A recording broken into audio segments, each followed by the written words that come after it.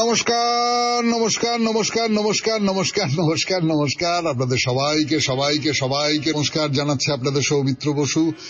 সবাইকে অজস্র শুভকামনা জানাচ্ছে, সবাইকে স্বাগত জানাচ্ছে আজকের এই শরণাগত অনুষ্ঠানে এবং সবাইকে শুভ সকাল জানাচ্ছে। সকলের ভালো হোক, সকলের মঙ্গল হোক, সকলের কল্যাণ হোক, এই কথাটা আজকে বিশেষ করে একটা বড় তাৎপর্য পাচ্ছে। তার কারণ আজকে একটা খুব বড় উৎসবের দিন আমাদের। আজ খুব সোজা কথায় বলতে গেলে রথ দ্বিতীয়া, মানে শ্রী শ্রী জগন্নাথ দেবের রথযাত্রা। তো পুরীতে তো সাংঘাতিক কাণ্ড হচ্ছে, আপনারা সকলেই জানেন। আমাদের এই বাংলাও যে অনেক পিছিয়ে আছে এইরকম কথা বলা যাবে না। মাহেশের রথযাত্রার কথা আপনারা জানেন। তার বাইরে আরো নানান জায়গায় খুব বড় বড় সব রথ বেরোয়, ইস্কনের রথ বেরোয়। আর তার বাইরে যেটা হয় সেটা হচ্ছে বাড়িতে বাড়িতে রথ বেরোতো আমাদের ছোটবেলায়। তো সেই আজ রথযাত্রা। তা বেনি মাধবশীলের পঞ্জিকা অনুযায়ী আজকের দিনটার কথা বলি এবার। 12ই আষাঢ় 1432, আজ 27শে জুন 2025, শুক্রবার, দ্বিতীয়া। সূর্যোদয়ের সময় ভোর 4:57, সূর্যাস্তের সময় সন্ধে 6:24। নক্ষত্র পুনর্বসু। আজকে জন্মে কর্কট রাশি, বিপ্রবর্ণ, দেবগণ।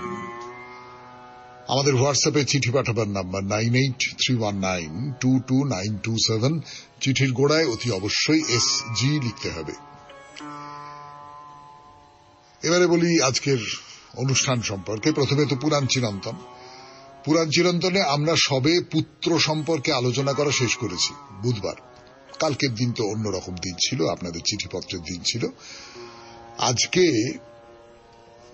জগন্নাথ দেব সম্পর্কে দুটো চারটে কথা একটু বলবো আপনাদের। এই রথযাত্রা উপলক্ষে জগন্নাথ দেব সম্পর্কে একটা দুটো কথা বলবো। তারপরে চলে যাব স্বামী বিবেকানন্দের রচনা থেকে পাঠ এই পর্বে। কর্মজীবনে বেদান্ত তৃতীয় পর্ব শেষ করে এইবার আমরা আজকে চতুর্থ পর্বে প্রবেশ করব। তারপর ঠাকুর শ্রী রামকৃষ্ণ পরমহংসদেবের কথামৃত থেকে পড়ে শোনাবো আপনাদের। শোনাবো স্বামী গোকুলানন্দের রচনা থেকে চিঠিপত্র পড়ব আপনাদের, এবং শেষে বাইরে দূরে 92.7 বিগ FM এ শরণাগত অনুষ্ঠানে আমি আছি আপনাদের সঙ্গে, আপনাদের সৌমিত্র বসু। পুরাণ চিরন্তনে জগন্নাথ দেবের কথা গানের পর 92.7 বিগ FM এ শরণাগত অনুষ্ঠানে। সে কথা বলবার আগে একটা কথা বলতে খুব ইচ্ছে করছে। আপনাদেরও শুনতে ভালো লাগবে বলে আমার নিজের ধারণা। কেননা আপনারা ছোটবেলায় সকলেই কে কে রথ চালিয়েছেন। ছোট্ট রথ বাজারে পাওয়া যায়, সেই কিনে নিয়ে এসে তাকে সাজিয়ে, কি দিয়ে সাজাতেন? মুখ্য তো কাগজ দিয়ে, না? হ্যাঁ, পাতলা কাগজ পাওয়া যায়। সেই পাতলা কাগজ দিয়ে রথের পতাকা তৈরি করা হলো। তারপর রথে নানান রকমের সমস্ত কাগজ কেটে কেটে, মানে কাগজ ভাঁজ করলেন, ভাঁজ করে কাঁচি দিয়ে কাটলেন, তো কাগজটা যখন আবার ভাঁজটা খুলে দিলেন তখন নানান ডিজাইন তৈরি হয়ে গেল। সেই সমস্ত ডিজাইন দিয়ে রথকে সাজানো হলো। তার মধ্যে সব মূর্তি দেওয়া হলো, তার মধ্যে বাতাসা টাতাসা ইত্যাদি ইত্যাদি সব দেওয়া হলো। বাড়ির মধ্যে যদি জায়গা থাকে তাহলে বাড়ির মধ্যে রথ টানা হলো। ও প্রদীপ জ্বালতে হবে, মোমবাতি জ্বালতে হবে, মোমবাতি দিয়ে রথকে ভরিয়ে তোলা হলো। একবার আমার কোনো এক কাকা না মামা, সেটা ঠিক খেয়াল হচ্ছে না, ওই টুনি বাল্ব লাগিয়ে দিয়েছিলেন, ব্যাটারি ট্যাটারি দিয়ে টুনি বাল্ব। সে কি সতর্কতা, বাপরে বাপ! সকলে বাড়ির লোকে বললো, না রাস্তায় বেরোসনি, আজকে রাস্তায় বেরোসনি। কে একটা ধাক্কা দিয়ে দিল, ব্যাটারি খুলে গেল, এই হলো, নষ্ট হয়ে যাবে পুরোটা, বাড়ির মধ্যেই ঘোর। তাতে একটু মন খারাপ হলো, কিন্তু টুনি বাল্বের আলো জ্বলছে আমার রথে। আজকালকার দিনে ছেলে মেয়েরা ওই রকম করে রথযাত্রার পালন করে কিনা আমি খুব ভালো জানি না, আমার আর ওসব দেখার সুযোগ হয়ে ওঠে না। নিশ্চয়ই করে, কেউ কেউ করে। আমাদের ছোটবেলাটা একেবারে হারিয়ে গেছে, এটা আমি কি করে বিশ্বাস করব। যাই হোক, এবারে বলি জগন্নাথ দেবের কথা। জগন্নাথ দেব তো শ্রী বিষ্ণু বা শ্রীকৃষ্ণের অবতার।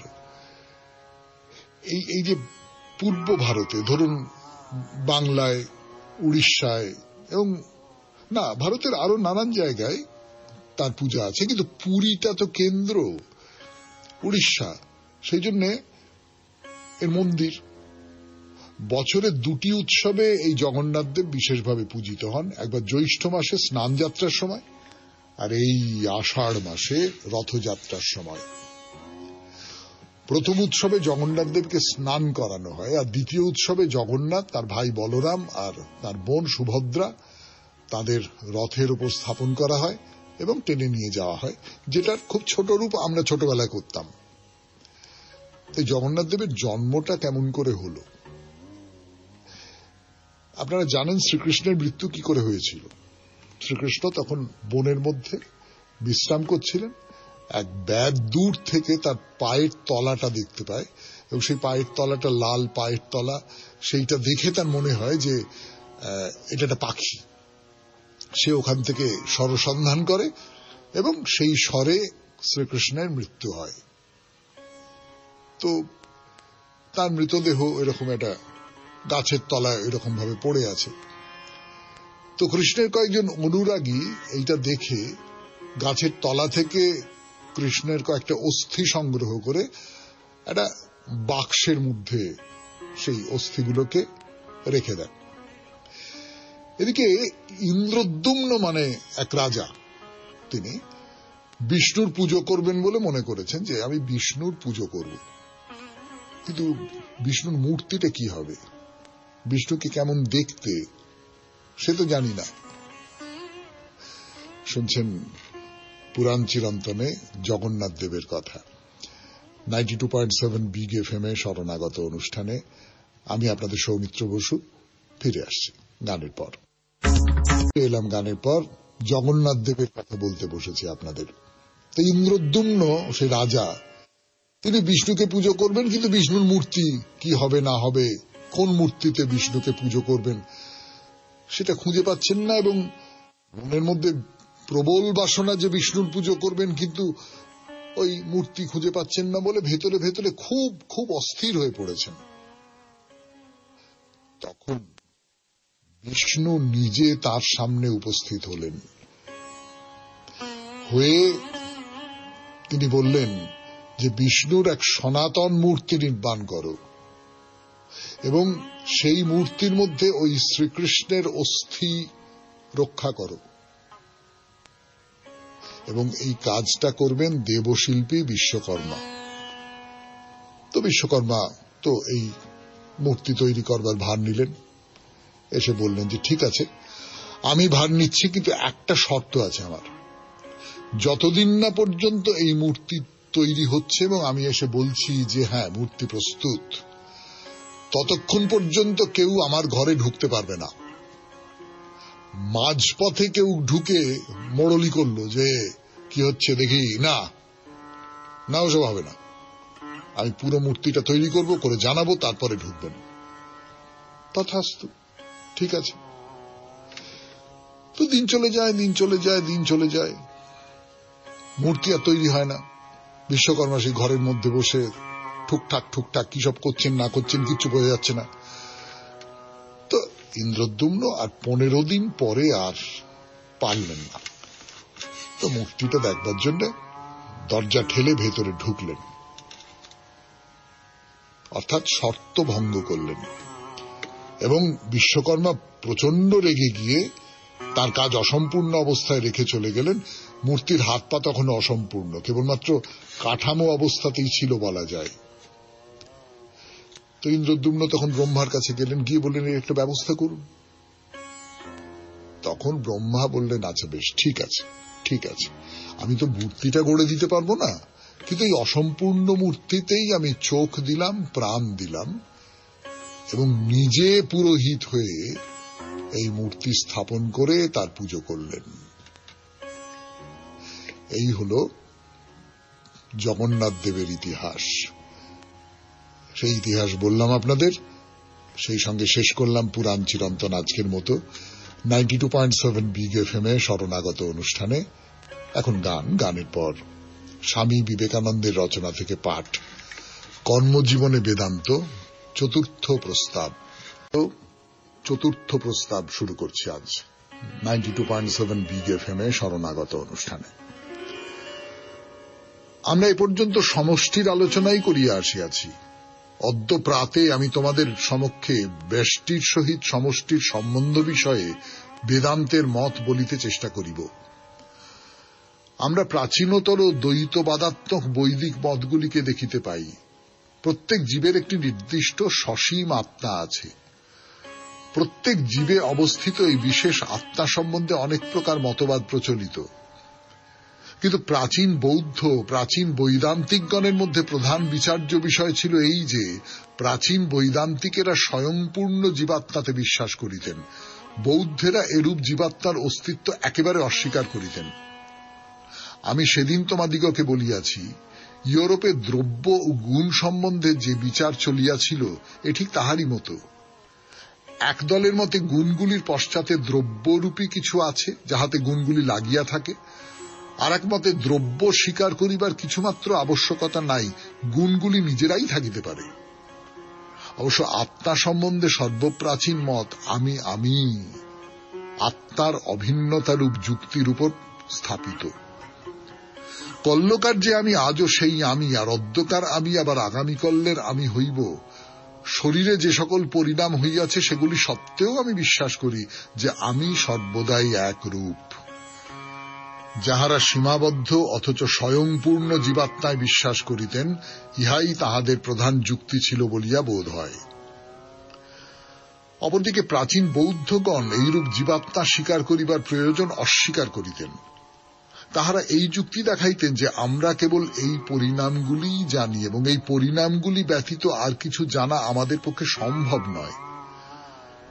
একটি অপরিবর্তনীয় ও অপরিণামী দ্রব্য স্বীকার করা বাহুল্য মাত্র, আর বাস্তবিক যদি এরূপ অপরিণামী বস্তু কিছু থাকে, আমরা কখনোই উহাকে বুঝিতে পারিব না, আর কোন রূপে কখনো উহা প্রত্যক্ষ করিতে পারিব না। বর্তমানকালেও ইউরোপে ধর্মবাদী ও বিজ্ঞানবাদী এবং আধুনিক প্রত্যক্ষবাদী ও অজ্ঞেয়বাদীদের ভিতর সেই রূপ বিচার চলিতেছে। একদলের বিশ্বাস অপরিণামী পদার্থ কিছু আছে। ইহাদের সর্বশেষ প্রতিনিধি হার্বার্ট স্পেন্সার। তিনি বলেন, আমরা যেন অপরিণামী কোন পদার্থের আভাস পাইয়া থাকি। অপর মতের প্রতিনিধি কোমতের বর্তমান শিষ্যগণ ও আধুনিক অজ্ঞেয়বাদীগণ। কয়েক বছর পূর্বে মিস্টার ফ্রেডরিক হ্যারিসন ও মিস্টার হার্বার্ট স্পেন্সারের মধ্যে যে তর্ক হইয়াছিল, তোমাদের মধ্যে যাহারা উহা আগ্রহের সহিত আলোচনা করিয়াছিলে তাহারা দেখিয়া থাকিবে ইহাতেও সেই পুরাতন সমস্যা বিদ্যমান। একদল পরিণামী বস্তুসমূহের পশ্চাতে কোন অপরিণামী সত্তার অস্তিত্ব স্বীকার করিতেছেন, অপর দল এরূপ অনুমান করিবার আবশ্যকতাই অস্বীকার করিতেছেন। একদল বলিতেছেন, আমরা অপরিণামী সত্তার ধারণা ব্যতীত পরিণাম ভাবিতেই পারি না। অপর দল যুক্তি দেখান, এরূপ স্বীকার করার কোনো প্রয়োজন নাই, আমরা কেবল পরিণামী পদার্থেরই ধারণা করিতে পারি। অপরিণামী সত্তাকে আমরা জানিতে, অনুভব করিতে বা প্রত্যক্ষ করিতে পারি না। শুনলেন স্বামী বিবেকানন্দের রচনা থেকে পাঠ। 92.7 বিগ এফএম এ শরণাগত অনুষ্ঠানে গানের পর কথামৃত। ফিরে আসছি, আমি আপনাদের সৌমিত্র বসু। গান শেষ, কথা শুরু। 92.7 বিগ এফএম এ শরণাগত অনুষ্ঠানে এইবারে কথামৃত থেকে পাঠ। ঠাকুর শ্রী রামকৃষ্ণ পরমহংসদেবের কথামৃত থেকে পড়ে শোনাচ্ছি আপনাদের। আমি আপনাদের সৌমিত্র বসু। ওই ঠাকুর বসে আছেন, তার চারপাশে নরেন্দ্র আছেন, কেশব সেন আছেন, আরো সব শিষ্যরা আছেন। কেশবচন্দ্র সেন তার শিষ্যদের নিয়ে দক্ষিণেশ্বরের কালীবাড়িতে ঠাকুর শ্রী রামকৃষ্ণকে দর্শন করতে গেছেন। তো কেশবের সঙ্গে নিরাকার সম্বন্ধে অনেক কথা হতো। কেশবচন্দ্র সেন ব্রাহ্ম সমাজের লোক, ব্রাহ্ম সমাজ নিরাকার ঈশ্বরে বিশ্বাস করেন। পরমহংসদেব তাকে বলতেন যে, আমি মাটির বা পাথরের কালী মনে করি না, চিন্ময়ী কালী। যিনি ব্রহ্ম তিনিই কালী। যখন নিষ্ক্রিয় তখন ব্রহ্ম, যখন সৃষ্টি স্থিতি প্রলয় করেন তখন কালী, অর্থাৎ যিনি কালের সঙ্গে রমণ করেন তিনি কালী। কাল মানে ব্রহ্ম। তো কেশবচন্দ্র সেনের সঙ্গে ঠাকুর শ্রী রামকৃষ্ণ পরমহংসদেবের কথাবার্তা, সেই কথাবার্তা মাস্টারমশাই লিখে রেখে দিয়েছেন এবং সেই কথাবার্তাগুলো এখন আপনাদের বলবো এটা ভাবতেই আমার রোমাঞ্চ হচ্ছে, আপনাদেরও শুনতে রোমাঞ্চ হবে নিশ্চয়ই। ঠাকুর কেশব সেনকে বলছেন যে কিরকম যেন সচ্চিদানন্দ সমুদ্র, কুল কিনারা নেই, ভক্তিহীনে এই সমুদ্রের স্থানে জল বরফ হয়ে যায়, স্থানে স্থানে জল বরফ আকারে জমাট বাঁধে, অর্থাৎ ভক্তের কাছে তিনি সাক্ষাৎ হয়ে কখনো সাকার রূপ হয়ে দেখা দেন। কি চমৎকার উপমা, যে এমনিতে সমুদ্র, কিন্তু সেই সমুদ্রের মধ্যে মাঝে মাঝে ভক্তি যেন তাকে একটা আকার দিচ্ছে। আকার না দিলে তো তাকে ভালোবাসা যায় না। আপনি যাকে ভালোবাসবেন তাকে একটা আকার দিতে হবে আপনাকে। ধরুন আপনি আপনার আত্মীয় স্বজন, আপনার বাবা মা, আপনার পুত্র কন্যা, আপনার নাতি নাতনি, আপনার স্ত্রী পরিজন, এদের ভালোবাসেন, এদের একটা আকার আছে, একটা রূপ আছে। ধরুন আমি যদি বলি আপনি ধর্মকে ভালোবাসেন, আচ্ছা ধর্মের কথা পরে আসছি, আপনি আপনার দেশকে ভালোবাসেন, দেশকে ভালোবাসেন বললে কিন্তু দেশের একটা রূপ আপনার চোখের সামনে ভেসে ওঠে। আপনি কোন একটা সংগঠনকে ভালোবাসেন বললে কিন্তু সেই সংগঠনের একটা চেহারা আপনার মনের মধ্যে ভেসে ওঠে। আপনি ধর্মকে ভালোবাসেন, আপনি ঈশ্বরকে ভালোবাসেন, ঈশ্বর বললেও সেই রকম একটা চেহারা আপনার মনের মধ্যে জেগে উঠছে। এই যে জেগে উঠছে এই ভালোবাসারই তীব্রতম প্রকাশ তো হচ্ছে ভক্তি। ভক্তি তো আর কিছু নয়, আমার যা মনে হয় ভালোবাসার তীব্রতম চূড়ান্ততম প্রকাশ হচ্ছে ভক্তি। ফলে ভক্তিতেও ওইটা জমাট বেঁধে যায় বরফের মতন করে, ভক্তিতেও ওই যে নিরাকার যা কিছু সেইটা জমাট বেঁধে একটা রূপ ধারণ করে। শুনছেন কথামৃত থেকে পাঠ 92.7 বিগ এফএম এ শরণাগত অনুষ্ঠানে। আরো পড়ে শোনাবো, ফিরে আসছে গানের পর। ফিরে এলাম 92.7 বিগ এফএম এ শরণাগত অনুষ্ঠানে।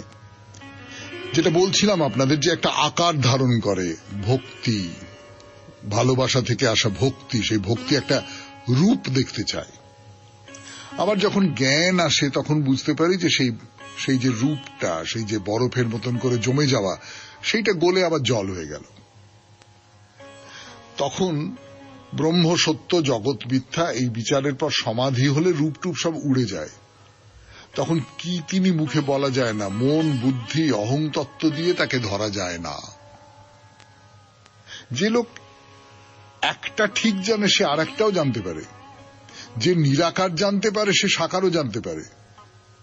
সে পাড়াতেই গেল না, কোনটা শ্যামপুকুর কোনটা তেলিপাড়া জানবে কেমন করে?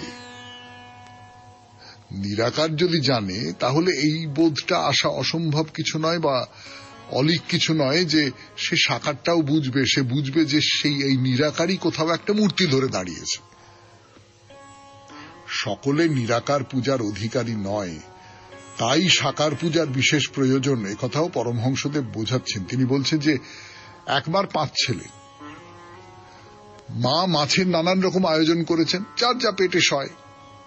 কারোর জন্য মাছের পোলাও করেছেন, যার পেটের অসুখ তার জন্য মাছের ঝোল করেছেন।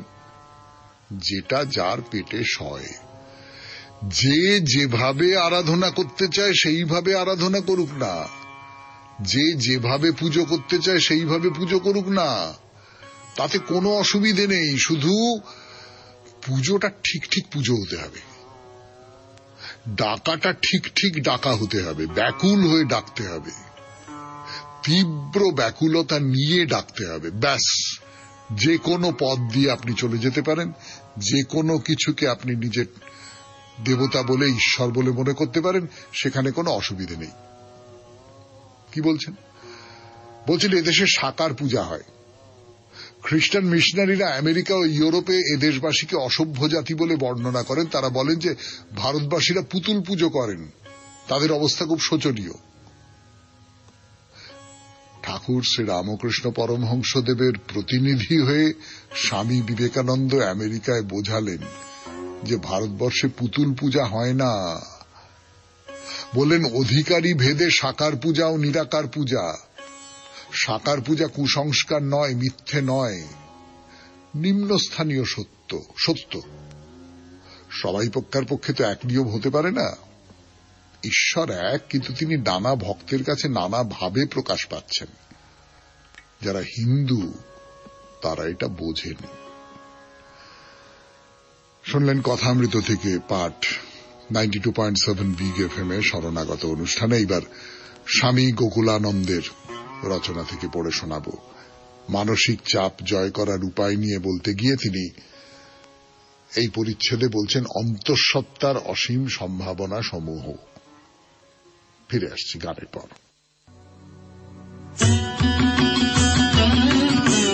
92.7 বিগ এফএম এ শরণাগত অনুষ্ঠানে স্বামী গোকুলানন্দের রচনা থেকে পাঠ। আমরা আশা হারাবো না, উদ্যম হারাবো না, ব্যর্থতাও জীবনের খেলার একটা অঙ্গ, এই কথা ভেবে নিজের মানসিক শক্তিকে, নিজের ইচ্ছা শক্তিকে জাগিয়ে তুলতে হবে।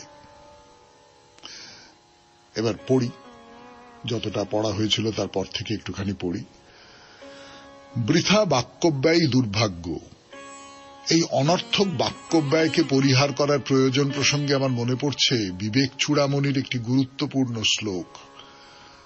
367 নম্বর শ্লোকটিতে বলা হচ্ছে, যোগস্য প্রথমম দ্বারম বাক নিরোধঃ। অর্থাৎ যদি আমরা যোগরাজ্যে প্রবেশ করতে চাই তবে প্রথম দরজাই হল বাক সংযম। বাক সংযম এখানে শুধু কথাবার্তার সংযমই নয়, সকল কর্মেন্দ্রিয়ের সংযম। শ্রীরামকৃষ্ণের অন্যতম পার্ষদ স্বামী তুরীয়ানন্দ বাংলায় অনেকগুলি পত্র লিখেছিলেন, যেগুলি সবই আধ্যাত্মিক উপদেশ নির্দেশে সমুজ্জ্বল। এই পত্রগুলি স্পিরিচুয়াল ট্রেজার্স নামে ইংরেজিতে অনুদিত হয়েছে। এমন একটি পত্রে তুরীয়ানন্দজি স্বীকার করেছেন যে তার অত্যন্ত বেশি কথা বলার অভ্যাস ছিল। শঙ্করাচার্যের যে শ্লোকটির কথা এখনই বললাম, এই শ্লোকটি একদিন চোখে পড়ল তার। তিনি উপলব্ধি করলেন অপ্রয়োজনীয় বাক্যালাপে আর অর্থহীন আলোচনায় কি বিশাল পরিমাণ মানসিক শক্তি নষ্ট করছিলেন তিনি। তিনি তখন এই বোধে উপনীত হলেন যে বাক বাহুল্যের উপর অবিলম্বে জারি করা চাই চূড়ান্ত নিয়ন্ত্রণ।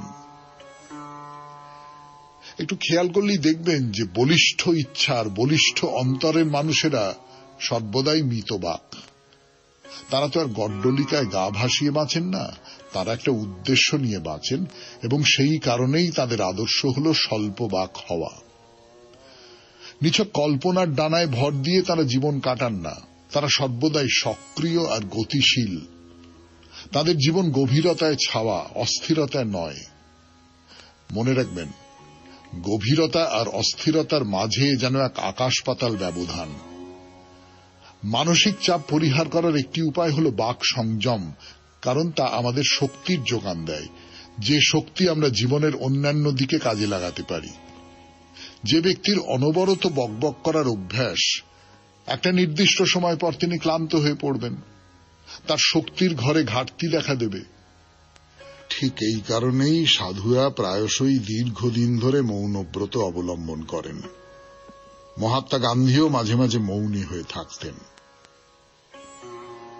শুনলেন স্বামী গোকুলানন্দের রচনা থেকে পাঠ। এরপর চিঠিপত্র। আজকের চিঠিটি লিখেছেন অভিজিৎ ভট্টাচার্য, কলেজ স্ট্রিট, অমৃতলোক থেকে। শুনব সেই চিঠি, তার আগে শুনব গান 92.7 বিগ এফএম এ শরণাগত অনুষ্ঠানে।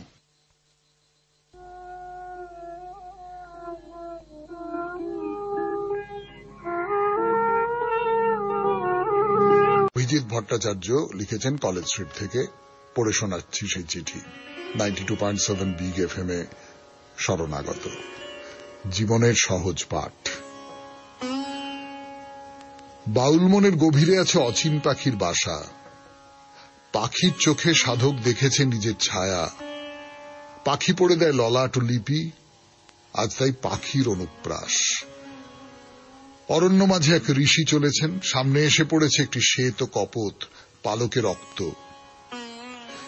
তিনি জিহ্বায় অনুভব করলেন দুঃখের একটা কটু স্বাদ, সহসা উচ্চারণ করলেন পূর্ণ শ্লোক, রচিত হল দিব্য কাব্য। কি দেখছো অর্জুন? পথ, গাছ, আকাশ, না দেব? তার চোখ তখন পাখির চোখে স্থির, দুই মিশেছে একে। আলপথে চলেছেন এক আনন্দময় উদাসীন। তখন নতুন ধানে কাঁচা রং ধরেছে, এমন সময় কালো মেঘে ঢাকলো আকাশ। একরাশ বক উড়ে যাচ্ছে আকাশের সীমানা পার হয়ে, হেথা নয় অন্য কোথা, অন্য কোনখানে। মেঘ কালো আকাশে একটা শুভ্র জ্যোতি। ঠিকরে পড়লেন মাঠে সমাহিত, প্রথম দৈব অনুভূতি। আমাকে সেই ছবি দেখাতে পারো?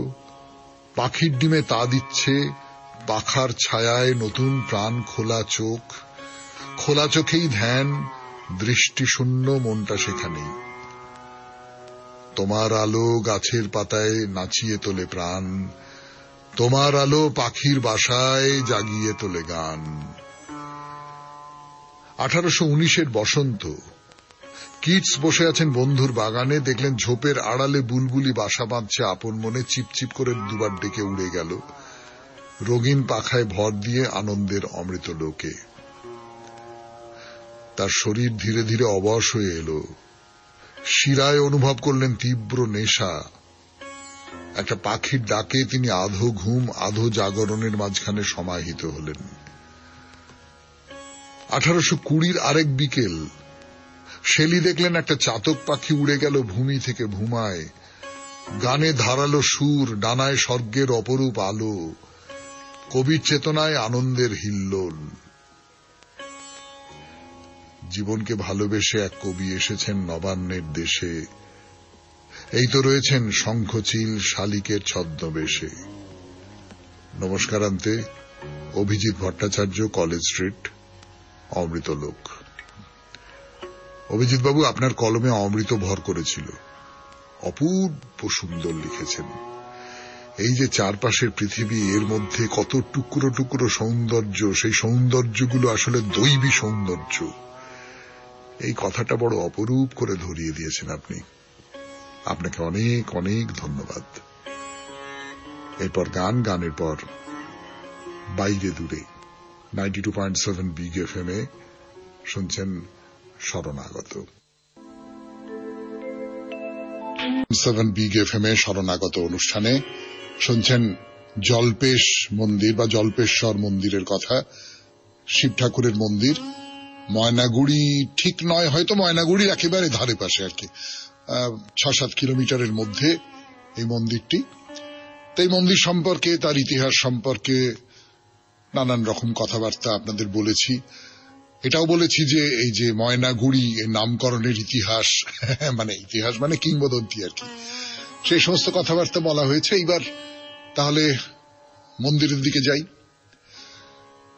আপনি এই চওড়া হাইওয়ে ধরে যাচ্ছেন, জলপাইগুড়ি থেকে যাচ্ছেন, তারপর এবার বাঁদিকে দেখবেন, বাঁদিকে একটা রাস্তা, তুলনায় সরু রাস্তা, সেইটা চলে গেছে। তুলনায় সরু রাস্তা, তুলনায় গাড়ি কম যায়, তুলনায় গাছপালা বেশি। তো সেই রকম রাস্তা ধরে আপনি এগিয়ে চলেছেন। এই পথে গেলেই আপনি পাবেন ওই জল্পেশ বা জল্পেশ্বর মন্দির। তো এই যেতে যেতে যেতে যেতে দেখতে পেলেন যে মন্দিরের যে গেট বা তোরণটা এটা চোখে পড়বেই, তার কারণ খুব অন্য রকমের একটা তোরণ। রাস্তার মধ্যে, ওই রাস্তার থেকে পাশে আর কি, রাস্তা থেকে রাস্তার মধ্য থেকে দেখতে পাওয়া যায় দুটো হাতি, না সত্যি হাতি নয়, দুটো হাতি সিমেন্টের তৈরি, তারা পরস্পরের দিকে মুখ করে দাঁড়িয়ে আছে। কালো রঙের, যেরকম হাতি হয় সেই রকম দুটি হাতি সুর মিলিয়ে দাঁড়িয়ে রয়েছে। তার ফলে একটা তোরণ হয়েছে। তো এই দুটো হাতির যে মুখ, এই সুর দুটো একটা তোরণের মাথাটা তৈরি করে দিয়েছে। তো এই হাতিদের কারণে এই মন্দিরের যে এই তোরণটা, এটাকে হাতি গেটও বলা হয়। তো সেই হাতি গেট আপনি পেরিয়ে গেলেন, পেরিয়ে গিয়ে আর একটা তোরণ, দুপাশে দুটো থাম, সেই থামের ওপরে বসে রয়েছে দুটো সিংহ আপনার দিকে ঘাড় ফিরিয়ে। তারপরে একটা মন্দির, তার সামনে একটা তোরণ, তার উপরে ওই বৃষের পিঠের ওপর বসে আছেন মহাদেব। মহাদেবের একটি মূর্তি, বাগঝাল পরা, ঊর্ধ্বাঙ্গ অনাবৃত, গলায় রুদ্রাক্ষের মালা, হাতে ত্রিশূল, মানে যা যা কিছু শিব ঠাকুরের থাকার কথা সবটাই আছে। এবং যেটা বিশেষ করে বলবার, এই শিব ঠাকুরের কিন্তু 4টে হাত। হ্যাঁ, 4টে হাত, চতুর্ভুজ শিব তোরণের ওপরে বসে আছেন। নিচে যে গেটটা আছে, সেই গেট দিয়ে আপনি ঢুকে গেলেন এই জল্পেশ বা জল্পেশ্বরের মন্দিরে। একটু এগিয়ে আবার একটা তোরণ, সেই তোরণের মাথার উপর দুপাশে দুটি মূর্তি, মাঝখানে ধ্যানমগ্ন মহেশ্বরের মূর্তি। আর সেই তোরণের ওপরে লেখা রয়েছে শৈবতীর্থ জল্পেশ্বর ধাম। এইখান দিয়ে এইবারে প্রবেশ করতে হবে আপনাকে। প্রবেশ করবেন, নিশ্চয়ই করবেন, সেই জন্যই তো আশা।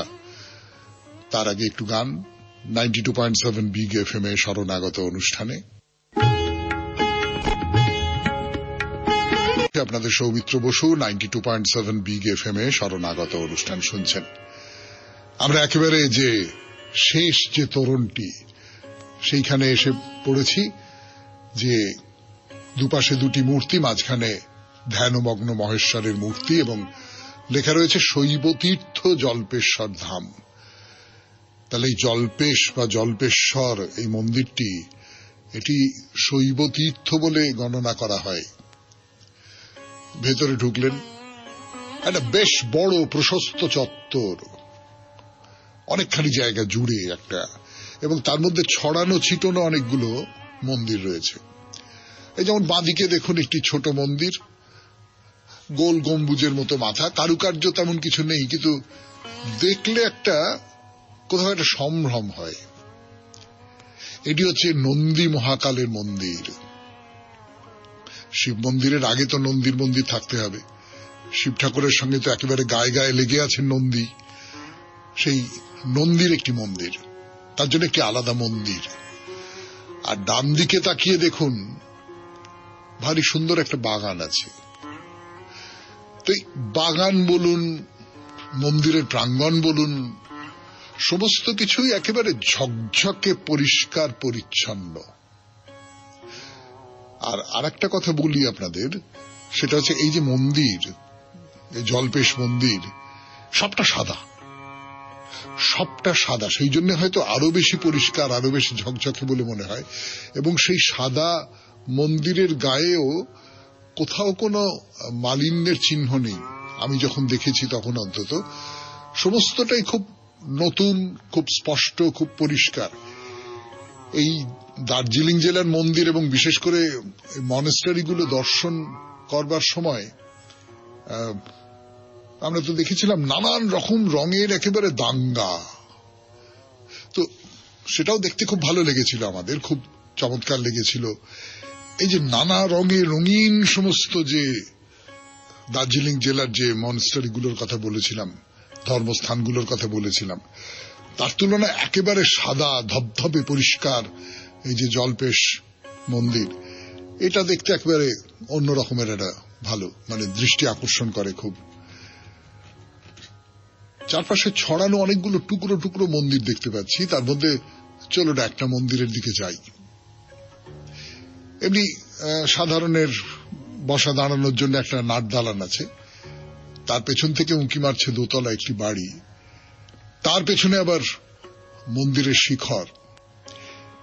এই যে আটচালা, তার সামনে সাদা দেওয়ালে লাল হরফে লেখা রয়েছে সত্যম শিবম সুন্দরম। এই লেখার সামনে দাঁড়িয়েই শেষ করি আজকের শরণাগত। 92.7 বিগ এফএম এ আমাদের শরণাগত অনুষ্ঠানে চিঠি পাঠাবার নাম্বার, হোয়াটসঅ্যাপ নাম্বার 9831922927। চিঠির গোড়ায় অতি অবশ্যই SG লিখতে হবে। এবার তাহলে রবীন্দ্রনাথের কবিতা, ছুটির কবিতা শোনাই একটা, ঠাকুরদাদার ছুটি। তোমার ছুটি নীল আকাশে, তোমার ছুটি মাঠে, তোমার ছুটি থইহারা ওই দিঘির ঘাটে ঘাটে, তোমার ছুটি তেঁতুল তলায় গোলাবাড়ির কোণে, তোমার ছুটি ঝোপে ঝাপে পারুল ডাঙার বনে, তোমার ছুটির আশা কাঁপে কাঁচা ধানের খেতে, তোমার ছুটির খুশি নাচে নদীর তরঙ্গেতে। আমি তোমার চশমা পরা বুড়ো ঠাকুর দাদা, বিষয় কাজের মাকড়সাটার বিষম জালে বাঁধা। আমার ছুটি সেজে বেড়ায় তোমার ছুটির সাজে, তোমার কণ্ঠে আমার ছুটির মধুর বাঁশি বাজে। আমার ছুটি তোমারই ওই চপল চোখের নাচে, তোমার ছুটির মাঝখানেতেই আমার ছুটি আছে। তোমার ছুটির খেয়া বেয়ে শরৎ এলো মাঝি, শিউলি কানন সাজায় তোমার শুভ্র ছুটির সাজি। শিশির হাওয়া শিরশিরিয়ে কখন রাতারাতি হিমালয়ের থেকে আসে তোমার ছুটির সাথী। আশ্বিনের ওই আলো এলো ফুল ফোটানো ভোরে, তোমার ছুটির রঙে রঙিন চাদরখানি পরে।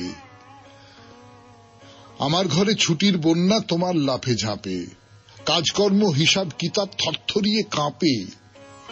গলা আমার জড়িয়ে ধরো ঝাঁপিয়ে পড়ো কোলে, সেই তো আমার অসীম ছুটি প্রাণের তুফান তোলে। তোমার ছুটি কে যে যোগায় জানি নে তার রীত, আমার ছুটি যোগাও তুমি, ওইখানে মোর জিত। খুব ভালো থাকবেন, আনন্দে থাকবেন। নমস্কার। নমস্কার নমস্কার নমস্কার নমস্কার নমস্কার নমস্কার নমস্কার আপনাদের সবাইকে সবাইকে সবাইকে নমস্কার জানাচ্ছে আপনাদের সৌমিত্র বসু। সবাইকে অজস্র শুভকামনা জানাচ্ছে, সবাইকে স্বাগত জানাচ্ছে আজকের এই শরণাগত অনুষ্ঠানে এবং সবাইকে শুভ সকাল জানাচ্ছে। সকলের ভালো হোক, সকলের মঙ্গল হোক, সকলের কল্যাণ হোক, এই কথাটা আজকে বিশেষ করে একটা বড় তাৎপর্য পাচ্ছে। তার কারণ আজকে একটা খুব বড় উৎসবের দিন আমাদের। আজ খুব সোজা কথায় বলতে গেলে রথ দ্বিতীয়া, মানে শ্রী শ্রী জগন্নাথ দেবের রথযাত্রা। তো পুরীতে তো সাংঘাতিক কাণ্ড হচ্ছে, আপনারা সকলেই জানেন। আমাদের এই বাংলাও যে অনেক পিছিয়ে আছে এইরকম কথা বলা যাবে না। মাহেশের রথযাত্রার কথা আপনারা জানেন। তার বাইরে আরো নানান জায়গায় খুব বড় বড় সব রথ বেরোয়, ইস্কনের রথ বেরোয়। আর তার বাইরে যেটা হয় সেটা হচ্ছে বাড়িতে বাড়িতে রথ বেরোতো আমাদের ছোটবেলায়। তো সেই আজ রথযাত্রা। তা বেনি মাধবশীলের পঞ্জিকা অনুযায়ী আজকের দিনটার কথা বলি এবার। 12ই আষাঢ় 1432, আজ 27শে জুন 2025, শুক্রবার, দ্বিতীয়া। সূর্যোদয়ের সময় ভোর 4:57, সূর্যাস্তের সময় সন্ধে 6:24। নক্ষত্র পুনর্বসু। আজকে জন্মে কর্কট রাশি, বিপ্রবর্ণ, দেবগণ। আমাদের হোয়াটসঅ্যাপে চিঠি পাঠাবার নাম্বার 9831922927। চিঠির গোড়ায় অতি অবশ্যই SG লিখতে হবে। এবারে বলি আজকের অনুষ্ঠান সম্পর্কে। প্রথমে তো পুরাণ চিরন্তন। পুরাণ চিরন্তনে আমরা সবে পুত্র সম্পর্কে আলোচনা করা শেষ করেছি বুধবার। কালকের দিন তো অন্যরকম দিন ছিল, আপনাদের চিঠিপত্রের দিন ছিল। আজকে জগন্নাথ দেব সম্পর্কে দুটো চারটে কথা একটু বলবো আপনাদের। এই রথযাত্রা উপলক্ষে জগন্নাথ দেব সম্পর্কে একটা দুটো কথা বলবো। তারপরে চলে যাব স্বামী বিবেকানন্দের রচনা থেকে পাঠ এই পর্বে। কর্মজীবনে বেদান্ত তৃতীয় পর্ব শেষ করে এইবার আমরা আজকে চতুর্থ পর্বে প্রবেশ করব। তারপর ঠাকুর শ্রী রামকৃষ্ণ পরমহংসদেবের কথামৃত থেকে পড়ে শোনাবো আপনাদের, শোনাবো স্বামী গোকুলানন্দের রচনা থেকে